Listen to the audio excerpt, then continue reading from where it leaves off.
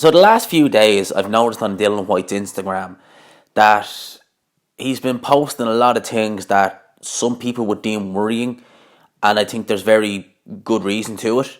Like if you go on his Instagram page now, there's no picture of Dillian Whyte when you go onto it; it's just a black screen. And he said in recent days that this is darkness that he's in, almost with the kind of accusations, we'll say for now, about failed UCAD tests and stuff like that. And obviously he's been, for the time being, he's been suspended from the WBC and he's been stripped of their interim title. He's been removed from the WBA's rankings.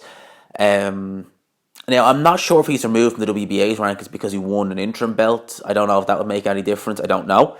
But he's been removed from their rankings. So it does seem like it is a tough time for Dillian Whyte because he's facing some pretty serious sentences if he does get, if he does get popped, basically. If the B sample comes back positive and they decide that Dillian Whyte has, taken performance-enhancing drugs, because it's his second failed test with UCAD, he could be looking at, I think, 7 year ban in the UK, from UCAD at least. That's essentially his career finished. Essentially. By the time he gets back, he'll be way past his prime. So I could see why. I've even seen one post that was put up on Facebook where it was just a screenshot where Dillian Whyte was alleged, because I didn't actually see it myself on his Instagram page, but it was alleged to have said, "I can now see why people commit suicide." Okay? So it's clear that Dillian Whyte is probably not in the best place. I'd say he's very stressed. In fact, I can imagine he is. And I'm sure that it is a stressful time. And I'm not going to do him a disservice because I don't know exactly how bad things are with Dillian Whyte. There could be some other things that are going on. I imagine it's mainly with this UCAD test. But, I kind of can relate somewhat to what he's going on with. Like, I've never had suicidal thoughts or anything like that, but I've been in very dark places in my life. Even just this year, at the start of the year, I was in a very, very bad place. With stuff that was going on in my personal life, with issues in a job, with, female issues and stuff like that. Obviously I don't talk much about that. I don't like talking about it really. Still made videos and still kept going. But, that was a tough time. I'm not going to say that this is the same or whatever. It's not. Dillian Whyte could be it's probably more so for him because he's in a position where he's worked so hard for something and, it looks like it could be taken away. Now, it could be through fault of his own, because some people would say not through any fault of your own. We don't know yet. We want to see what that B sample says. It could be through fault of his own. If it comes back that he has, tested positive again in the B sample for a banned substance, then, that's when questions start getting asked.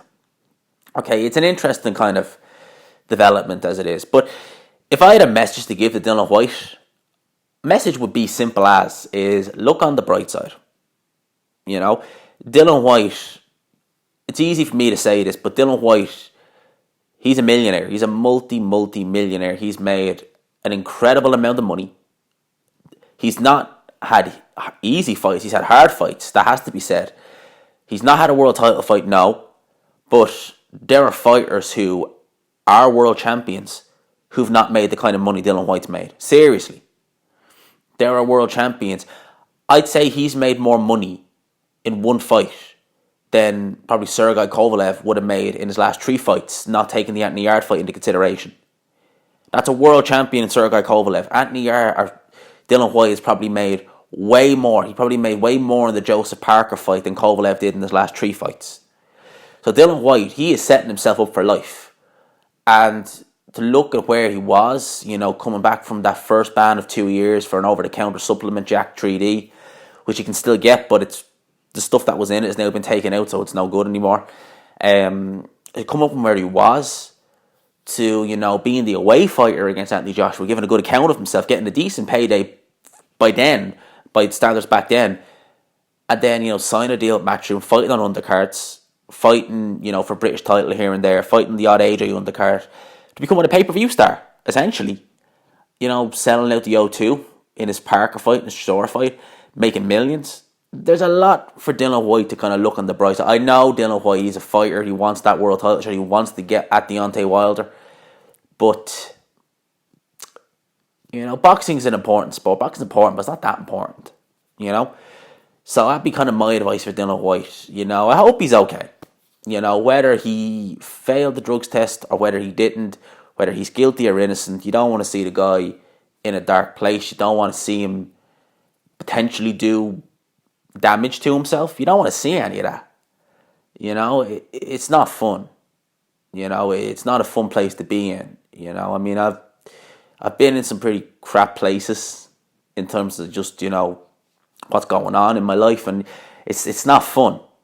I'm sure other people have as well, but it's not fun. Sleepless nights, worrying. It doesn't do. It doesn't do.